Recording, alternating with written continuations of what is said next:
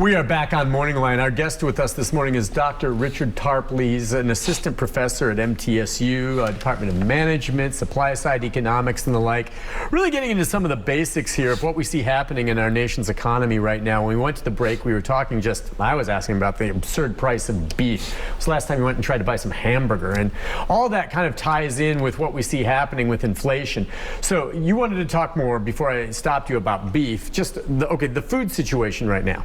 Right. Grocery stores, and taking away from what's happened with the snowstorm and how the grocery store shelves are barren the last couple weeks. What's happening with that, and when will it get better, or what will it take? So the food increases, let's just say basic consumer goods. Okay. Right? Food and other things you buy, toiletries, whatever. Yeah. Toilet paper. Yeah. Good.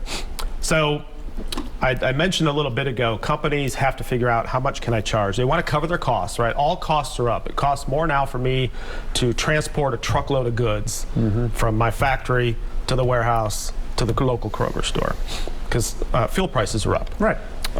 I can't find anybody to drive the trucks, right? So I'm paying more to get people to drive trucks. And then we will talk about the ports probably again later. Yeah. And that mess. So my costs are going up as a producer. And then I'm going to raise my prices, hopefully to cover that. But then we have something additional going on, and that's how much can I get away with, right? And I don't know, I've seen a lot of this in the Wall Street Journal and other news outlets. And I started researching that once I started reading about this in November. So my operating margin of my company, which is basically how much profit do I make. One would think if my costs are going up and I'm raising my prices to cover my costs, my profit should stay the same, right? What we've seen in the second quarter and third quarter of 2021 and the fourth quarter of 2021 is companies' operating margins have drastically increased. Okay. That means they're making more profit. And I've read articles with, and I've listened to earnings calls, right? So the earnings calls, companies communicate in two different ways. They communicate in the media to say, oh, Procter & Gamble, we have to raise our prices to cover our costs. We hate to do it. We don't like to do that to our consumers and our customers, but we have to do it to cover our costs. And then you see the other communication on earnings calls.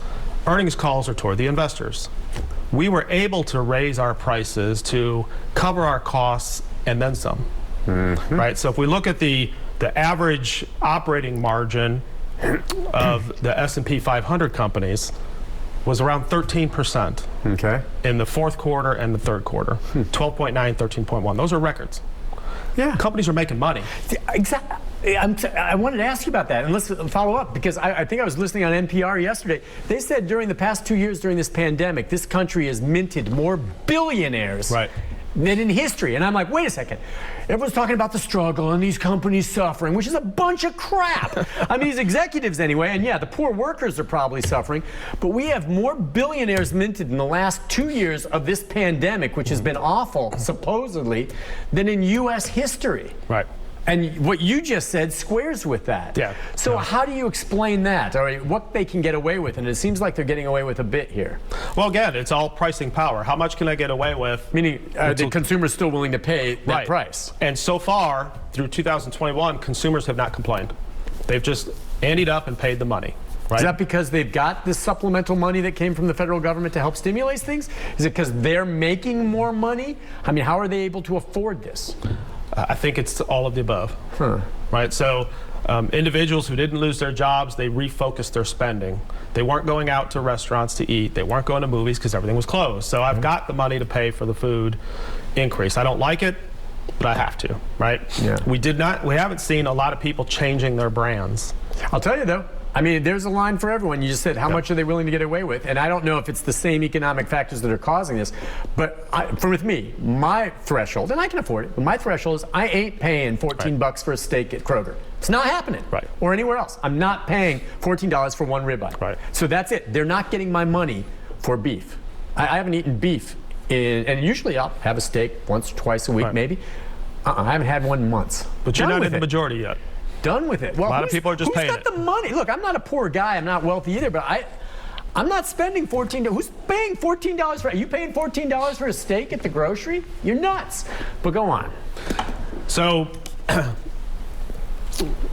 Lost my train of thought on that one. That was a good one. That's my fault. I'm just saying. No, you were talking, okay, just about how much money has been made by these companies now, and that their profits are up, at least in certain industries. Companies are not hurting. Okay. Right? So I should say goods producing companies are not hurting. Yeah. They're making money. Service-oriented companies, a little different, right? Okay. So airlines are making money again. They had a rough spot when nobody was traveling, but people are traveling again. Yeah. If you look at the numbers that are coming out of BNA Airport, the Nashville airport, for the holidays, those numbers were close to pre-pandemic. People are traveling and getting on airplanes again. Now, will that last? Who knows? It depends on what happens with the new variants. The industries or the companies that are really hurting are the small ones. Okay. Right? The local restaurants, Sure. the local stores, Yeah. they got shut down. They haven't recovered yet. People are not necessarily coming out in full force and shopping at the smaller stores. People are still going to Amazon and Walmart and all those things. So certainly the large corporations are making money. Smaller companies, not so much. And we look at the other little businesses like gyms and nail salons, hair salons, they're still struggling a little bit. The local Dunkin' Donuts at Hendersonville that I go to now and then, their dining area hasn't been open for months. I don't know if it's open now. I haven't been there in a few weeks, but it hasn't been open for months. They've only done drive-through. Okay. Right? Because they just can't get people to work there to staff provide everything. the staff. Right. Yeah, right. So as far as employees, you have to have employees to open up your shop, and you have to be able to pay the employees. So if I'm going to go work at Dunkin' Donuts and you're offering $8.50 an hour, Not going to happen. I can go somewhere else and get $15 an hour. I'm not going to go work at Dunkin' Donuts. Right? I'd rather go work in a warehouse than go work at Dunkin' Donuts and have to deal with customers and all for $8 an hour. So there's a lot of dynamics at play with the company aspect, but there's no doubt the large companies are making a bunch of money. Okay. Right. And we keep paying it. And we keep paying it. And if we keep stimulating the economy, we're going to keep paying it. Keep paying that. So and I wonder how that trickles down then. I was talking to him during the break. My son's going to graduate from UT this spring. And I was telling him, I think based on the marketplace out there, is this a good time for college graduates? And not just for college graduates, but for anyone perhaps looking for a job, just piggybacking on what you said about Dunkin' Donuts. I mean, if you are a responsible, good, hard worker, okay, and there's a lot of lazy, lousy ones out there, but if you're good and you're convinced of it, you have the education, the background, and training, I think an employer, if they discover that and see that, you're worth your weight in gold to them right now. So is it a good time for graduates or anyone looking for a job? It is a good time. And not just graduates. Really, what we've seen through this whole pandemic is people have really stepped back and said, I'm not doing what I want to do. Right. Right? I'm going to refocus. I've got time, and I'm going to go find a job that I really like to do that perhaps pays the same or more. As far as graduates, in the last year at MTSU, and of course I deal with supply chain and healthcare, I've got more companies with openings right now than I've had before the pandemic. Wow. So I have a whole list of companies who have contacted me saying, hey, we have this opening, what kind of students do you have? I've got 7 companies coming to MTSU campus on February 8th to talk to students because they've got job openings and they need to hire somebody.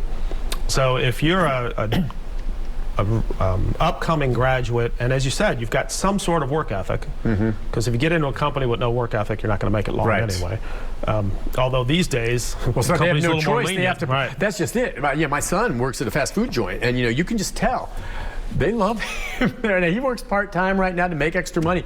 But I mean, he's a good kid, and he's a hard worker, and he's reliable. They call him, he comes in, he's never late, he shows up, he does.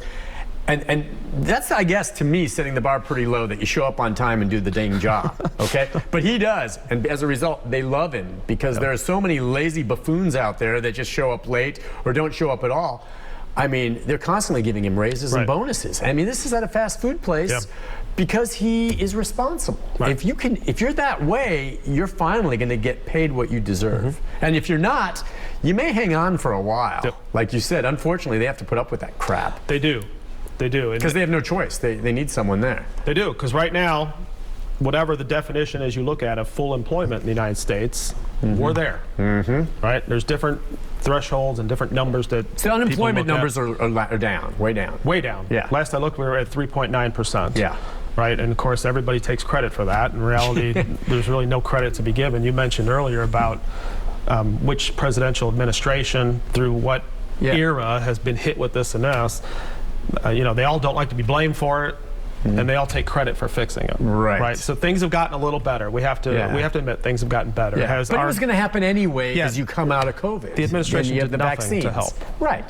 They like to claim, well, we fixed this, we fixed. No, I created this many jobs. No, they didn't. You know, the companies created the jobs. Anyway. Exactly. Right.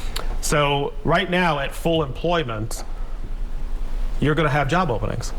Okay. Right? If there's nobody left to hire, and we're still creating jobs, there's going to be job openings. The question becomes, how did we get to full employment if we have so many people not working? We have a lot of people that have just basically left the labor force. Or they're self-employed all of a sudden, they're doing their own thing? Well, self-employed even factors in to some degree, right? As long as it's a tax-paying business.